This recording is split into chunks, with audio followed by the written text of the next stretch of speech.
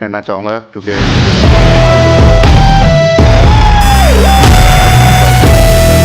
मुख्तलिफ यूनिवर्सिटीज़ में भी पढ़ाया है, लोकली भी, पाकिस्तान में भी, पाकिस्तान से बाहर भी वर्कशॉप्स दी हैं। बट इस इदारे में कुछ है इस इदारे में कि वो बना देते हैं आपको। तो आर्ट काउंसिल ने तुम्हें बनाया, बल्कि आप सबको बनाया जो आज यहाँ पे हमारे राइजिंग स्टार्स हैं और सोसाइटी के अंदर बहुत अच्छा काम कर रहे हैं। तो specially thanks our president art council Ahmad Shah sahab, जिन्होंने इतनी अच्छी एकेडमी दी आप लोगों को। और एकेडमी से ज़्यादा बढ़ के जो चीज़ होती है ना कि इदारे हर बंदा बना लेता है, हर कोई इदारे बना लेता है।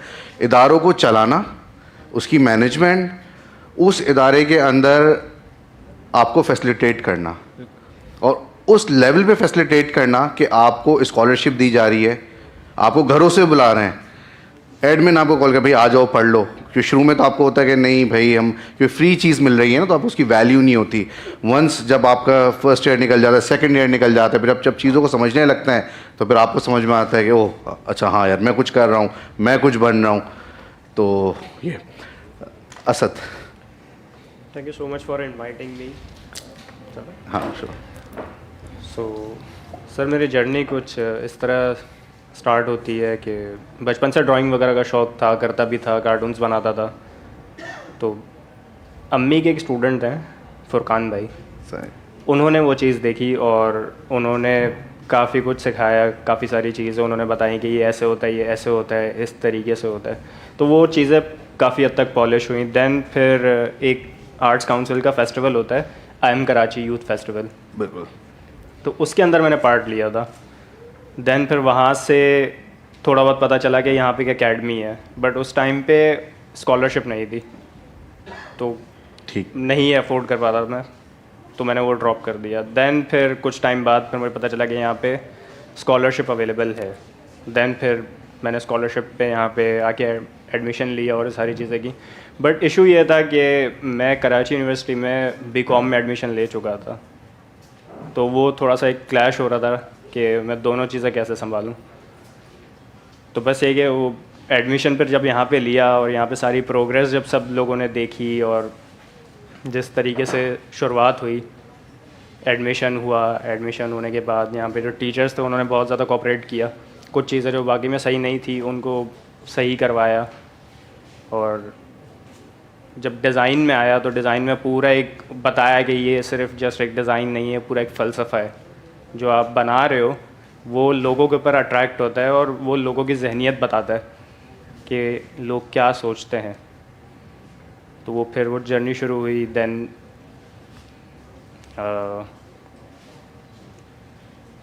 सेकेंड ईयर का जो सर सबसे इम्पॉर्टेंट एक पार्ट था जो एग्ज़ाम का था, सर बहुत ज़्यादा नर्वस हो गया था मैं। तो सर एक वो मुश्किल टाइम था जो आप लोगों ने मुझे सपोर्ट किया था उस टाइम पे कि नहीं ये सारी चीज़ें बहुत स्मूथ है और वो चल रही हैं और इस तरीके से आप जो है इसको लेकर चल रहे हो। देन फिर उसके अंदर सर एक पोजीशन लेना, सर ये बहुत मुश्किल था, बट वो अल्हम्दुलिल्लाह अचीव हुआ, सारी चीज़ें हुई जिस तरह आप लोगों ने उसको समझाया और सारी चीज़ें की। देन फिर सर थर्ड ईयर में भी इसी तरह हुआ था। थर्ड ईयर में भी थोड़ा बहुत नर्वसनेस थी बट उतनी ज़्यादा नहीं थी, बट उसके अलावा भी वो हुआ और अच्छे जो है एक रैंक में उसमें भी हुआ काम। हमारा डिस्प्ले हुआ जिस तरीके से उसको डिस्प्ले किया गया और सपोर्ट जो सर आर्ट्स काउंसिल में उसमें दिखाई कि हर एक चीज़ अवेल की जिसकी हमें नीड थी। मतलब स्क्रीन्स चाहिए तो स्क्रीन्स लग जाएंगी, अगर आपको पोस्टर्स चाहिए तो पोस्टर्स लग जाएंगे, अगर आपको कोई और किसी भी किस्म की हेल्प चाहिए। अच्छा, ये तो फ्रीडम जो है ना, ये फ्रीडम जो है ना, ये किसी और इंस्टीट्यूट में नहीं है। जो यहाँ पे आप लोगों को जो फ्रीडम दिया गया है कि जो चीज़ आपको रिक्वायर्ड थी वो आपको मिली। एग्जैक्टली सर, मैं यही बताना चाह रहा हूँ कि जितनी फ्रीडम यहाँ पर हमें मिली है तो आई डोंट थिंक कि वो कहीं और अवेलेबल होगी या हो सकती है, क्योंकि आपको किसी भी चीज़ की नीड है अवेल कर देते हैं। इवन फोर्थ ईयर के थीसिस में भी सर अगर आपने देखा हो तो हमें किसी भी चीज़ की जो नीड थी वो लोगों ने पहले से ही बता दिया था कि आप हमें बता दें ताकि हम आपको वो चीज़ अवेल करवा दें, और अगर आपको किसी और चीज़ की भी नीड है तो वो भी हम देख लेंगे और अवेल कर लेंगे। तो ये इस तरह आपकी 4 साल की जर्नी कंप्लीट, ऑब्वियसली। और उसके बाद अब आप क्या कर रहे हैं और अब क्या आने वालों को एडवाइस देंगे इस इदारे के बारे में और इस प्रोग्राम के बारे में, डिज़ाइन के बारे में? तो वो थोड़ा सर अभी मैं करंटली डेंजिन कंप्यूटर्स पे काम कर रहा हूँ, और इससे पहले मैं बोल में काम कर रहा था गुड।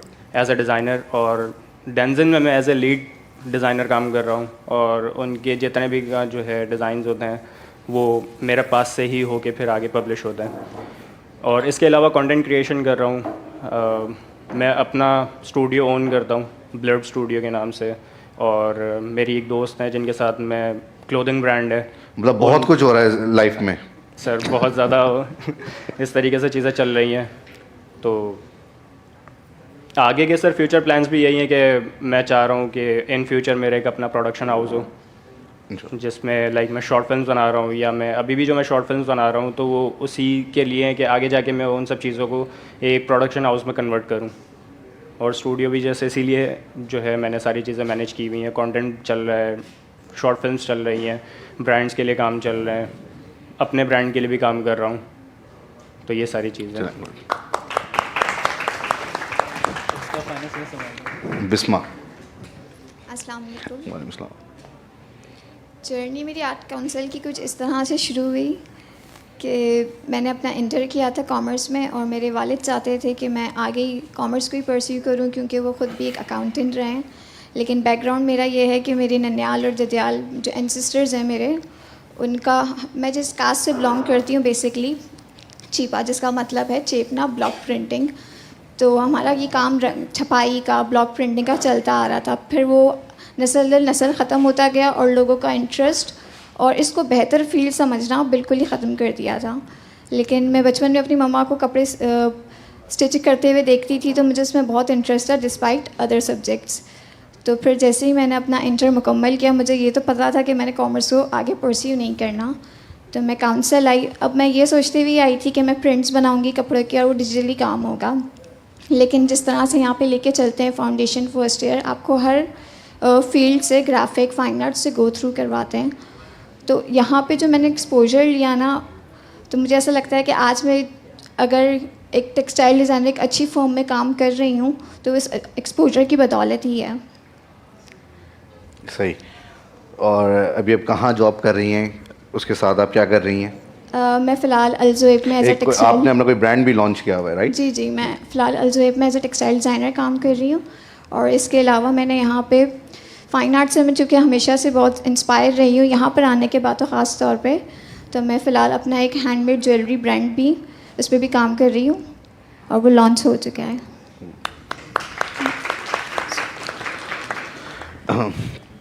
ये आप सबसे ही सवाल है कि नए आने वाले स्टूडेंट्स को आप क्या एडवाइस देते हैं कि वाई आर्ट काउंसिल?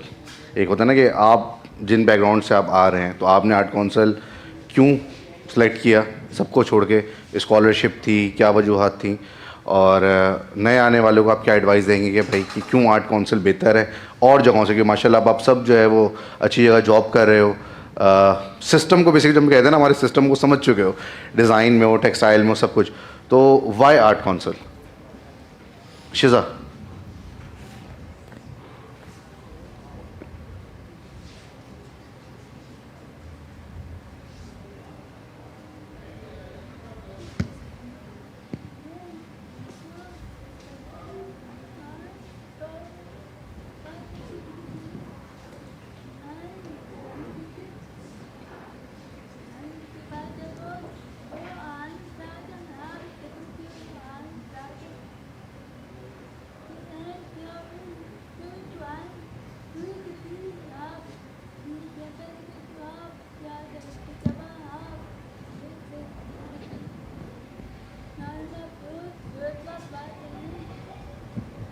शीज़ा ये कह रही हैं कि मैं अपने जूनियर को ये मशवरा दूंगी कि जो भी आर्ट काउंसिल में एडमिशन ले, चाहे वो ग्राफिक डिज़ाइनिंग हो या टेक्सटाइल डिज़ाइनिंग हो या कुछ भी, लेकिन जब वो एडमिशन लें किसी भी एक टॉप सब्जेक्ट को लेते हुए, तो उस पर एक प्रॉपर अपना कंसंट्रेशन रखें और बिल्कुल सीरियस होकर इस पर काम करें, तो इंशाल्लाह आपकी मंजिल आसान होगी। अगर आप अपने तवज्जो से नहीं लिया, माशाल्लाह इतना अच्छा एनवायरनमेंट है यहाँ पर कि हर स्टूडेंट को फ्रीडम है कि वो अपने जो है सब्जेक्ट को चूज़ कर सकता है, उस पर आज़ादाना उस पर आप काम कर सकते हैं।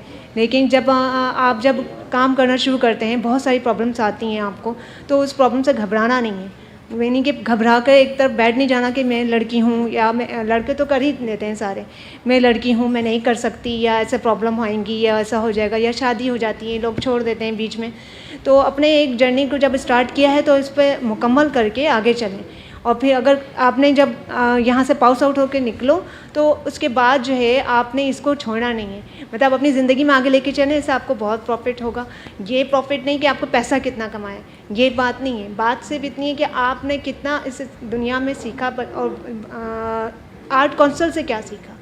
ये जहाँ पर हर चीज़ हर कल्चर के हवाले से यहाँ पर बात होती है, ख़ास तौर पर पाकिस्तान के कल्चर को ज़्यादा नुमाया किया जाता है यहाँ पर।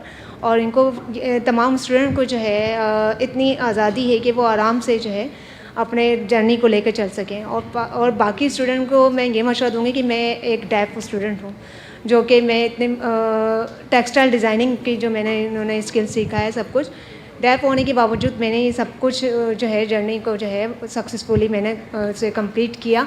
और माशाल्लाह मैं कर सकती हूँ, तो आप लोग जो हेयरिंग स्टूडेंट्स हैं तो मैं उनको एक मशवरा देती हूँ कि वो काइंडली खामोश होकर ना बैठें, ख़ास तौर पे लड़कियाँ, वो अपने जर्नी को अपने ख्वाबों को पूरा करने की कोशिश करें। अच्छा, शीज़ा से एक और सवाल है कि क्योंकि ये डेफ है तो इनके टीचर्स का इनके साथ कैसा रिलेशन रहा, ये जो जर्नी थी आपकी 4 साल की, सो उसके बारे में थोड़ा बताना चाहिए।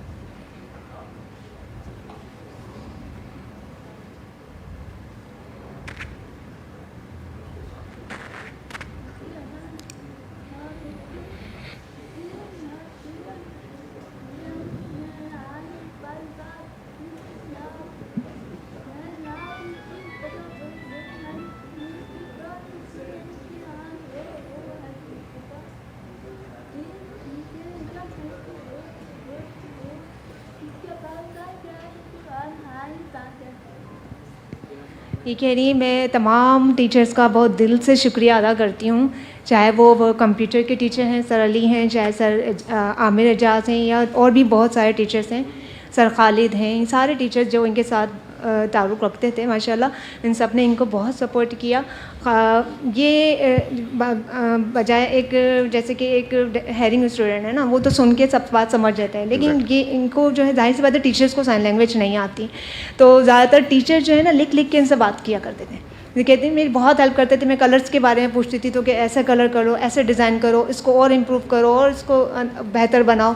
तो आज जो टीचर का जो गुस्सा भी था तो वो मेरे लिए बहुत आज कारआमद बना कि मैं आज इस मुकाम पे हूँ कि मैंने कुछ हासिल किया। टीचर्स के लिए बहुत आर्ट काउंसिल के टीचर्स वाकई बहुत ऑनेस्ट और बहुत अच्छे हैं टीचर्स। सवाल रिपीट हो जाए, सवाल रिपीट करते हैं। सवाल यही था कि जो आने वाले स्टूडेंट्स हैं उनके लिए आप क्या एक है मैसेज देते हैं कि भाई वाई आर्ट काउंसिल में क्यों है, और आपकी जर्नी आर्ट काउंसिल में एज अ स्टूडेंट, वो तो आपने बता दिया कि आप आए और आपका सब कुछ था, बट कोई एक चीज़ होती है ना कि ये एक ज़िंदगी के अंदर ये वाला फेस मुझे अच्छा लगा नहीं कि ये नहीं होता तो आज मैं आने से। अच्छा, दरअसल मैं ग्राफिक डिज़ाइनिंग में तो था, बट मैं ग्राफिक डिज़ाइनिंग पूरी ग्राफिक डिज़ाइनिंग ऐसे नहीं करता था कि पोस्टर्स वगैरह डिज़ाइन कर रहा हूँ या लोगोज़ वगैरह बना रहा हूँ। मेरा इंटरेस्ट ज़्यादातर कैरेक्टर डिज़ाइनिंग, कॉमिक में, एनिमेशंस में ज़्यादा था, तो मैं यही ज़्यादा चीज़ें कर रहा होता था और स्केचबुक्स में मैं यही लगा होता था, बना रहा होता था, डिज़ाइनिंग में भी बैठ के यही बना रहा होता था। तो मेरा थोड़ा सा कम्युनिकेशन डिज़ाइन के साथ है ताल्लुक़, बट फील्ड थोड़ी सी डिफरेंट है, मेरी इलस्ट्रेशन फील्ड है, तो मेरा थोड़ा सा अलग रहा है सीन। अच्छा, तो हुआ आने वाले को आप क्या, आने वाले बच्चों को आप क्या एडवाइस देते हैं कि भाई आर्ट काउंसिल आने वाले बच्चों को यही बोलूँगा कि जस्ट पहले तो ये सोचा हो कि क्या बनना है क्या नहीं करना, क्योंकि होता है लोग यहाँ भी आ जाते हैं फिर समझ में नहीं आता यार क्या कर लिया हमने, ये क्या लिया, वो कैसे आगे कुछ बनेगा पैसों का या कुछ नहीं। तो होना चाहिए अपने आप पे बिलीव कि आगे बढ़ेंगे और पैसे भी अच्छे मिल जाते हैं, ऐसा नहीं है, बुरा नहीं है। और आर्ट काउंसिल ने हमें अपॉर्चुनिटी दी है, जब भी हम यहाँ पे बैठे हैं, तो आर्ट काउंसिल बहुत अच्छी जगह है, आप लोग आओ। अच्छा, टाइम मेरे ख्याल से कम रह गया है, तो अब हम ऑडियंस की तरफ जाएंगे। अगर किसी को कोई सवाल करना हो हमारे अलमनाई स्टूडेंट से, कोई भी सवाल एकेडमी से भी रिलेटेड हो सकता है और आर्ट से भी रिलेटेड हो सकता है। हाँ, माइक और वो सारी चीज़ें, तो आपको किस बेस पे जो है वो स्कॉलरशिप दिया गया इस इदारे में, और आपने उस स्कॉलरशिप को किस तरह से जो है वो यूटिलाइज़ किया अपने काम के अंदर? जिस तरह से आप लोगों ने बताया कि आप हर कोई जो है अभी एक अचीवमेंट की तरफ है, तो उस स्कॉलरशिप प्रोग्राम ने आपकी लाइफ पे, आपकी स्टडी पे कितना इफ़ेक्ट किया? हाँ, कोई भी अमूश। ये हमारे आसिम भाई है हमारे कोऑर्डिनेटर। इनको इन्हीं से हमारी बात हुई थी और स्कॉलरशिप का हमारा जो सीन रहा, लाइफ चेंज हो गई, क्योंकि आर्ट बहुत एक्सपेंसिव फील्ड है, इसको आप परस्यू करना बहुत मुश्किल है, इसकी पढ़ाई बहुत महंगी है। तो आर्ट्स काउंसिल ने हमें इतनी बड़ी अपॉर्चुनिटी दी है, बहुत हमारे लिए एक ब्लेसिंग है। तो थैंक्स टू आर्ट्स काउंसिल और थैंक टू आसिम भाई।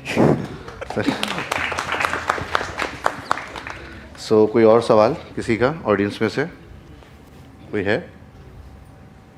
अच्छा, हमारे साथ यहाँ पे डिज़ाइन के एचओडी भी मौजूद हैं, सर अली और प्रिंसिपल स्वापा शाहिद रसाम साहब। सो सर शाहिद, आप कुछ अगर कुछ कहना चाहें हमारे स्टार्स के बारे में, और सर अली एचओडी जो हैं, आसिम माइक अगर हो प्लीज़।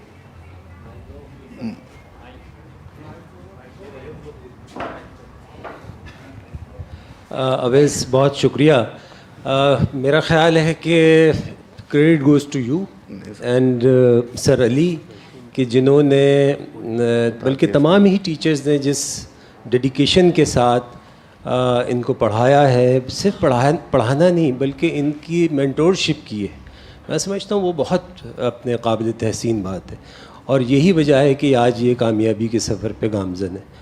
तो इन सबको भी बहुत बहुत मुबारकबाद, और आपको भी बहुत ज़्यादा सर और इसमें यहाँ पे आर्ट्स काउंसिल भी काबिल सताइश है कि भी किस तरह से अहमद शाह साहब ने और आर्ट्स काउंसिल ने, बल्कि पूरी इंटायर टीम ने जिस मेहनत के साथ इनको सपोर्ट किया है, इनका हाथ थामा है, तो वो बहुत बड़ी बात है। मैं नहीं समझता कि इस मुल्क में कोई दूसरा ऐसा इदारा है जिसने जो ये प्लेटफॉर्म फराहम करता हो।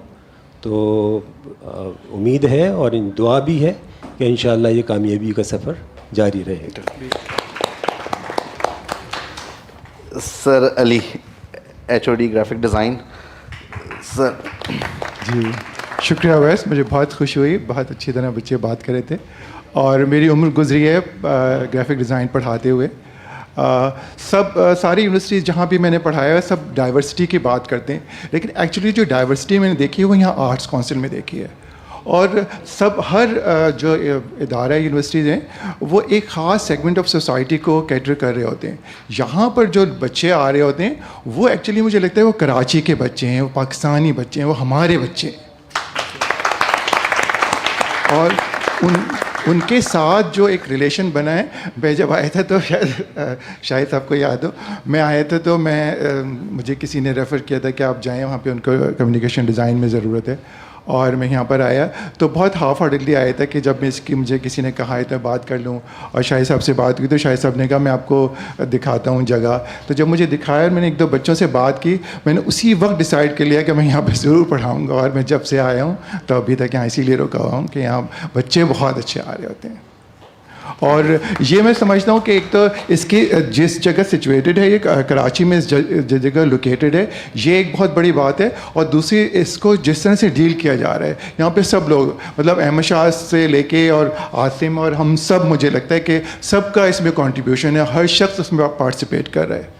और जो एक इंटरडिसिप्लिनरी जो फील्ड है वो, जिस तरह अभी बच्चे बताते हैं कि टेक्सटाइल वाले जो हैं और ये फाइन आर्ट्स वाले वो आपस में मिल के और एक दूसरे की चीज़ें देख के और काम करें, ये बहुत इंपॉर्टेंट चीज़ है। Thank you sir, thank you sir Shahid, thank you sir Ali. अच्छा, यहाँ पे बस मैं एक चीज़ पॉइंट आउट करूँगा कि इस इदारे पे बहुत से लोगों ने मेहनत की है। शायद यहाँ पे बहुत से लोग हैं इस इदारे के भी हैं जो इस इदारे के बाहर के हैं, उसको इस इदारे का नहीं पता। ख़ास तौर पे मैं एकेडमी की बात कर रहा हूँ, तो इस एकेडमी को बनाने में बहुत लोगों की मेहनत है। वो सिर्फ टीचर्स नहीं है, हमारी मैनेजमेंट भी है, हमारा एडमिनिस्ट्रेशन भी है, तो सबकी मेहनत के बाद आज ये है। और specially thanks sir principal Shahid Rasam, HOD design sir Ali, HOD textile sir Zeeshan, और last but not the least president of art council Ahmad Shah sahab, उनकी मेहरबानी कि उन्होंने इतना अच्छा आप लोगों को प्लेटफॉर्म दिया, इतनी बेहतरीन एक्टिविटीज़ वो करवाते रहते हैं। अलमनाई फेस्टिवल का उनका ही इनिशिएट था। So again thanks Ahmad Shah साहब और थैंक यू।